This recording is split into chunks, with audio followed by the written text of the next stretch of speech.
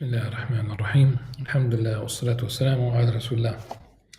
We continue reading from Imam Al-Ghazali's Kitab Sharh Ajaib al-Qalb, The Marvels of the Heart. This is book 21 of Ihya Ulumuddin, the revival of the religious sciences, that is the Islamic sciences, translated by Walter James Skelly. We have reached page 107. The context is the doors through which Satan enters into the heart, and how to block his path, to close these doors. And the very last thing that we have read and was the hadith of the Prophet ﷺ about Sayyidina Umar al-Khattab, that he said, the Prophet ﷺ, Umar never traveled the path, but that Satan took a different course from his.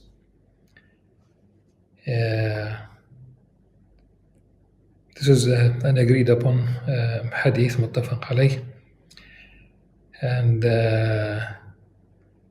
this is the level of the certitude that Sayyidina Umar al-Khattab reached. We have, of course, there is no companion except that he has a beautiful trait. Of course, sometimes I say they graduated from the school of the Prophet ﷺ. But when we speak about Sayyidina Abu Bakr as-Siddiq and Sayyidina Umar, Sayyidina Abu Bakr as-Siddiq has something that وقر في صدره, faith that Allah subhanahu wa ta'ala granted Sayyidina Abu Bakr, and it is something that settled in his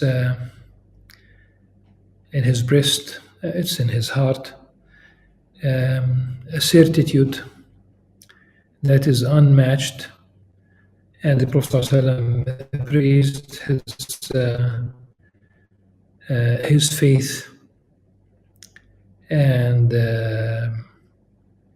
remember that he accompanied the Prophet ﷺ during the migration from Mecca to Medina during the Hijrah. Remember that he was the first man to accept Islam. Remember that he became a Siddiq because when Quraysh tried to create a wedge between him and the Prophet ﷺ because of the journey at night, Al-Isra, and he said immediately, if he said it, it's true, to support the da'wah, to support the Islam and Muslims.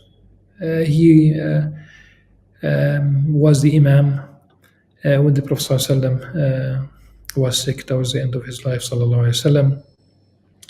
And al-Mu'mineen, Aisha anha, she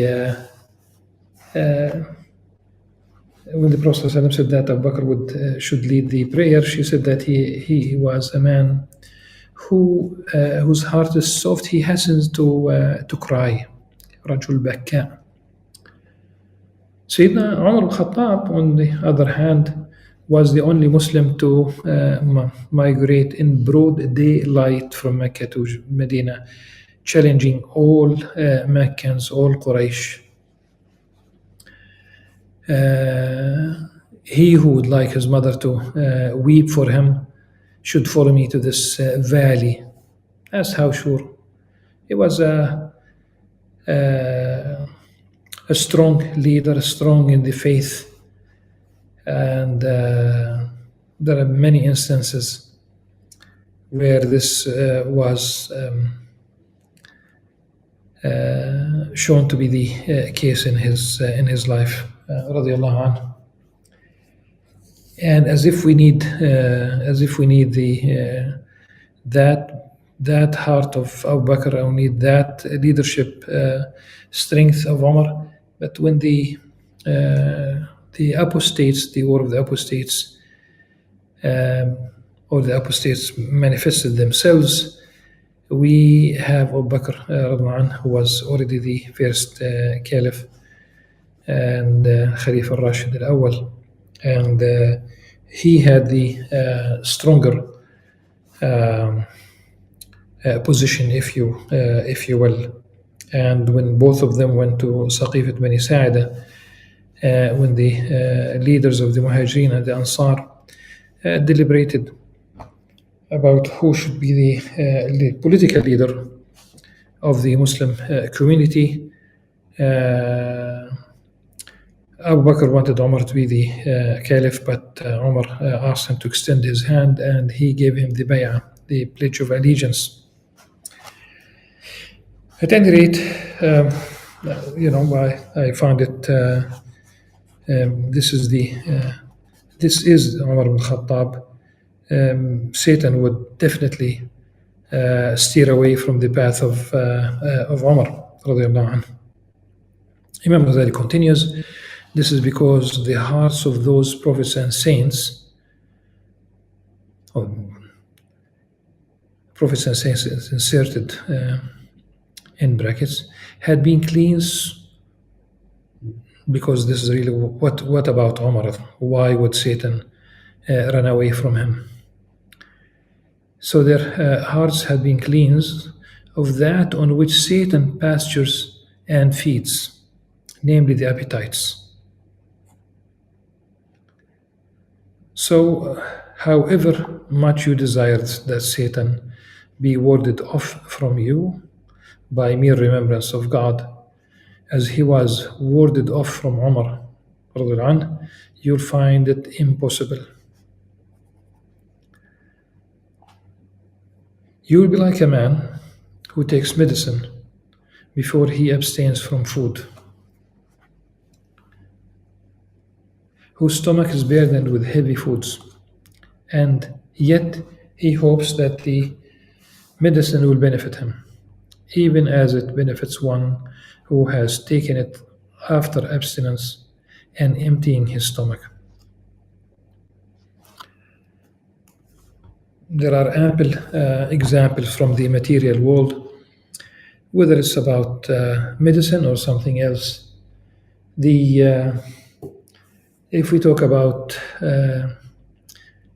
mice in the house, the solution is not really only to have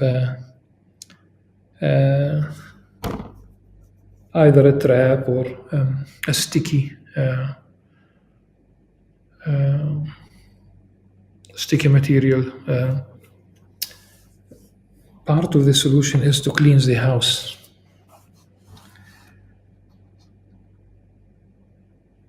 And to close if there's any hole, this reminds us, of course, metaphorically, of Satan's doors into the heart.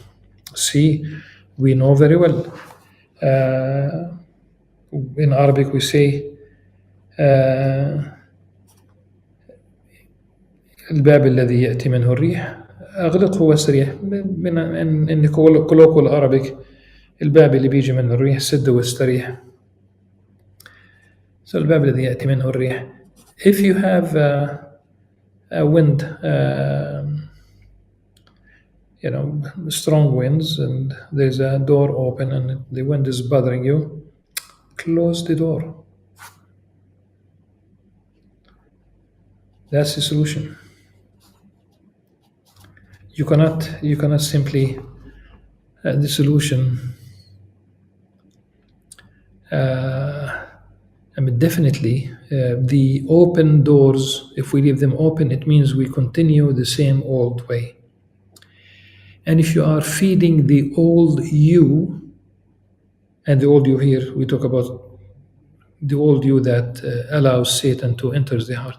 It's not going to be solved by taking the pill, as we might metaphorically, allegorically, say it. So what is needed? Remembrance of God is the medicine, and piety is abstinence that frees the heart from the appetites. So when remembrance comes into a heart empty of all else, save the thought of God, Satan is warded off, even as illness is repelled when the medicine enters a stomach empty of all foods. God, subhanahu wa ta'ala,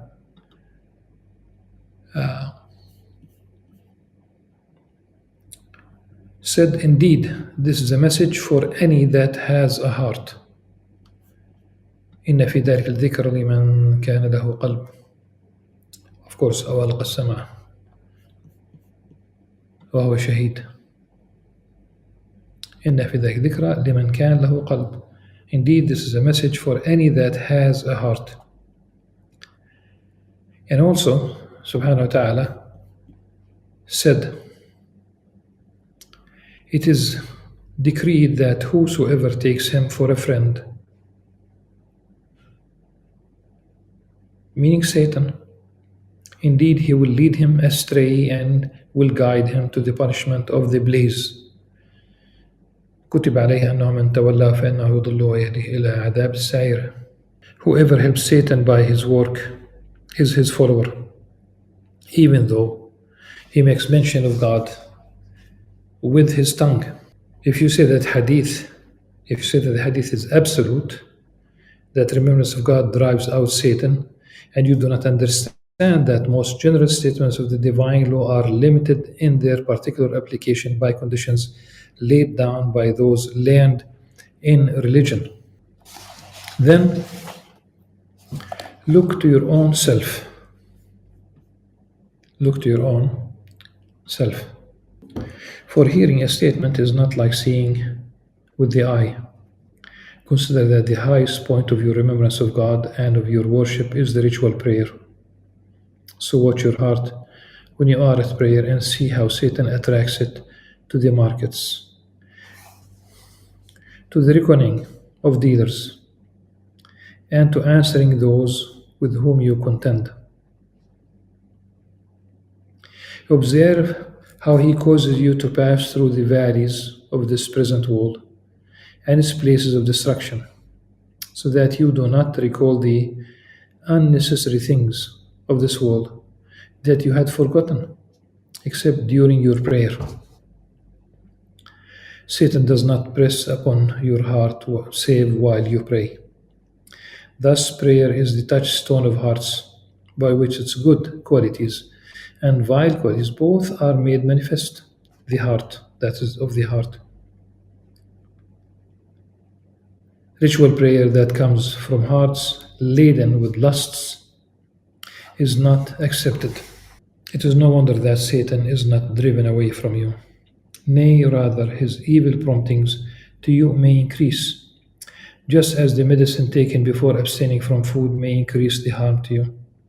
So, if you seek deliverance from demons, begin with abstinence through piety, and then follow it with the medicine of remembrance, and Satan will flee from you as he fled from the shadow of Umar radiallahu anhu.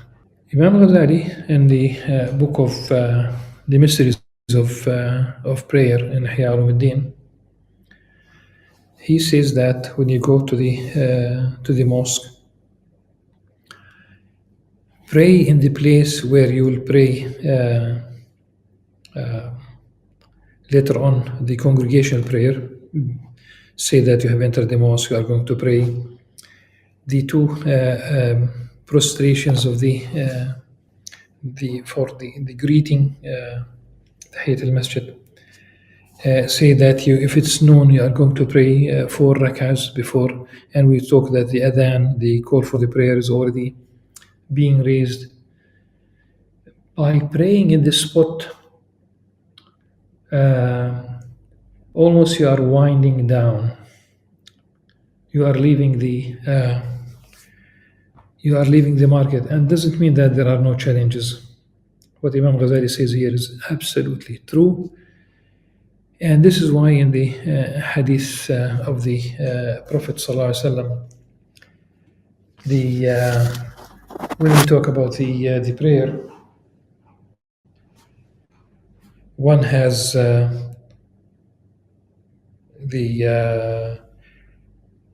half of it, 1/3 of it, 1/4 of it, but it started even 1/10, 1/9, 1/8, 1/7, 1/6, 1/5, then the 1/4, 1/3, and 1/2.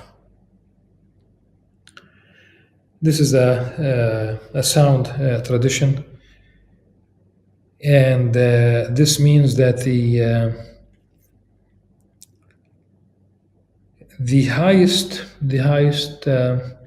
attainment in this hadith is the half. Why? Because one is. This means that one of the worst things would be to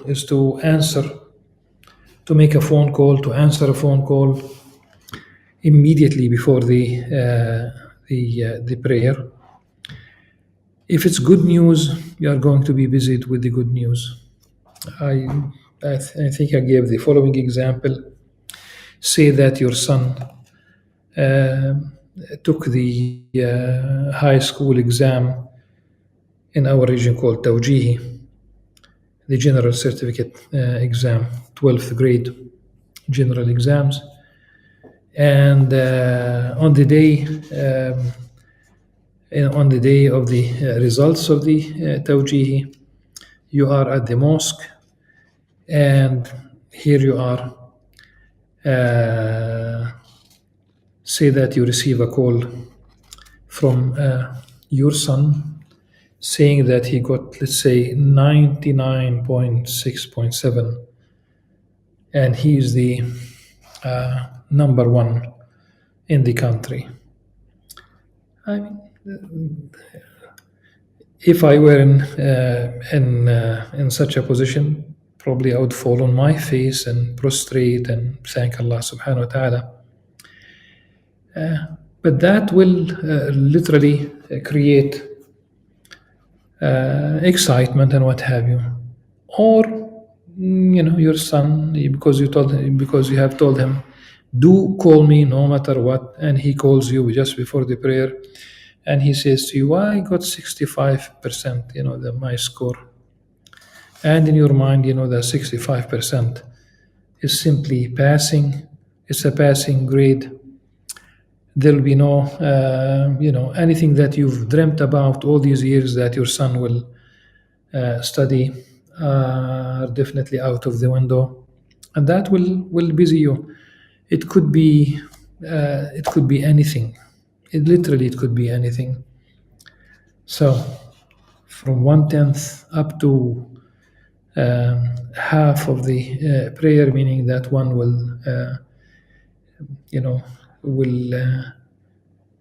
roam all over the place, the markets, the whatever is the issue.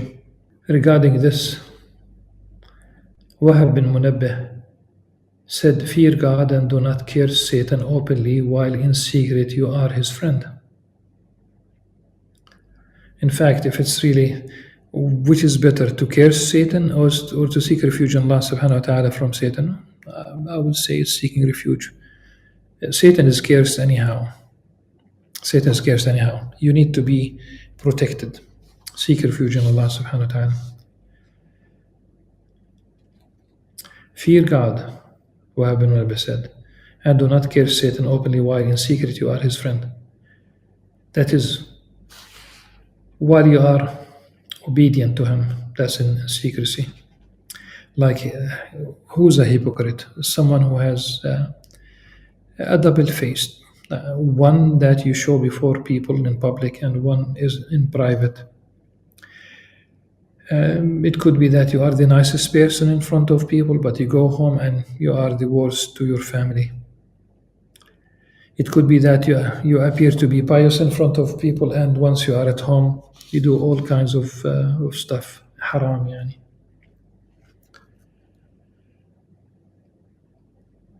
Another said, how strange it is that man, knowing the benefactor's goodness, subhanahu wa ta'ala, will disobey him, and knowing likewise the accursed one's rebellion, meaning Satan, will yet obey him. As God the Exalted said, call on me, I will answer your prayer. أدعوني أستجب لكم. And you call, and He subhanahu wa ta'ala does not answer. So also you practice remembrance of God, and Satan does not flee from you because of your failure to observe the conditions of remembrance and supplication. The conditions, of course there are conditions. شروط الذكر والدعاء. Of course, we talk about also the adab. Ibrahim bin Adham, a famous ascetic from Balkh. Rahimahullah was asked, why is it that we supplicate and our petitions, our supplications, our prayers are not granted? Although the Exalted subhanahu wa ta'ala has said, call upon me, I will answer you. أدعوني أستجب لكم. He answered, because your hearts are dead. Because your hearts are dead. He was asked, what killed them? What killed the hearts? He answered, 8 bad habits.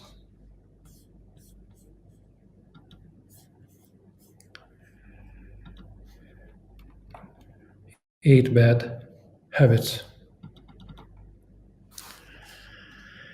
Number 1, you have known God's right, حق الله. عرفتم حق الله. You have known God's right over you, but have not done your duty toward Him. You have read the Quran, but have not acted according to the limitations it has imposed.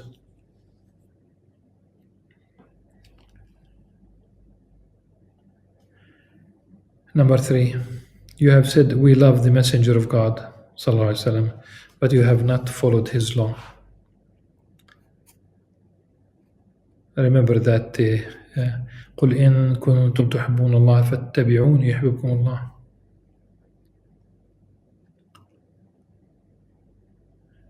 Say, if you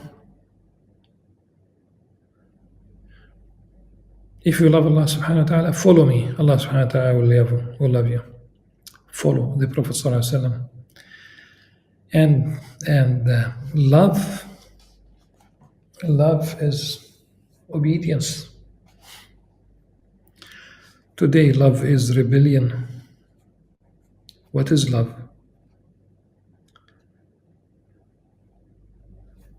Service. Number 4, you have said, we fear death, but you haven't prepared for it. I think also there is some kind of escapism.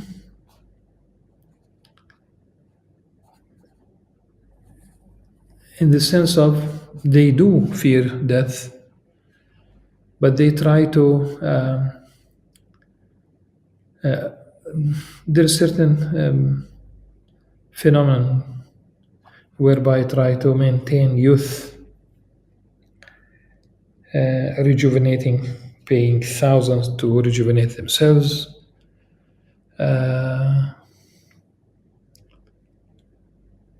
There are those who buy the blood plates of youngsters. Obsession. Of course, it's very important to exercise, but there's obsession. If you just look at everything, you talk about exercise plus, nutrition plus all the materials that people, the supplements and the things that they use for rejuvenation, the plastic surgeries. It's about trying to almost like every one of them is a Gilgamesh who wanted to remain alive. He wanted to find the elixir of life that, he immortalized himself ultimately through his story, but he wanted to immortalize himself. Like, find something that he could swallow. So it's escapism. And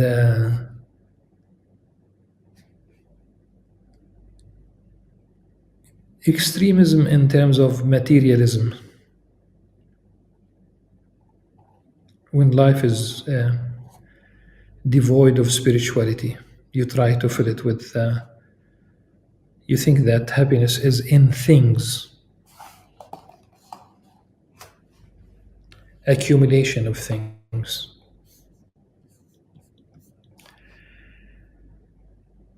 Number 5, the Exalted has said, indeed, Satan is an enemy to you, so take him as an enemy. But you have agreed with him upon acts of disobedience.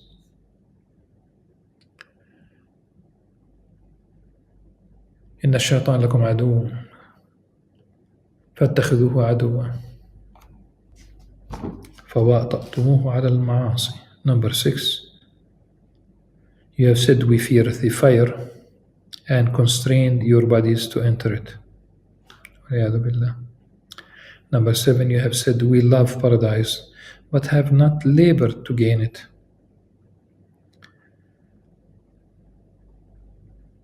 Think positively, think of Allah subhanahu wa ta'ala as the merciful, think of Allah subhanahu wa ta'ala as the forgiving, the oft forgiving, think of Allah subhanahu wa ta'ala that indeed He subhanahu wa ta'ala wants you to end up in paradise, but take the steps, show that you are serious.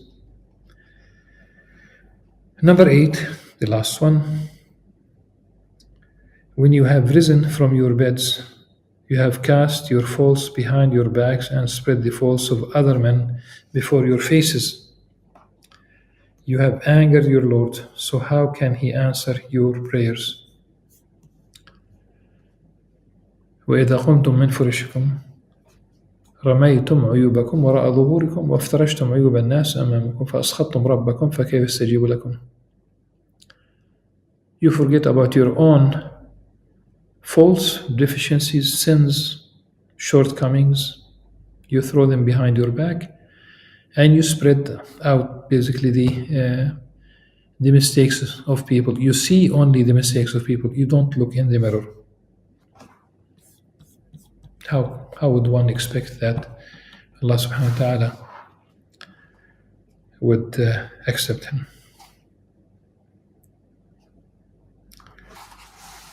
This is enough, inshallah, for this session. We'll continue with Allah Azza wa Jal. Until then, in the next session, of course. Until then, subhanakallah wa bihamdik. Ashhadu an la ilaha illa anta astaghfiruka wa atubu ilayk. Wassalamu alaikum wa rahmatullahi wa barakatuh.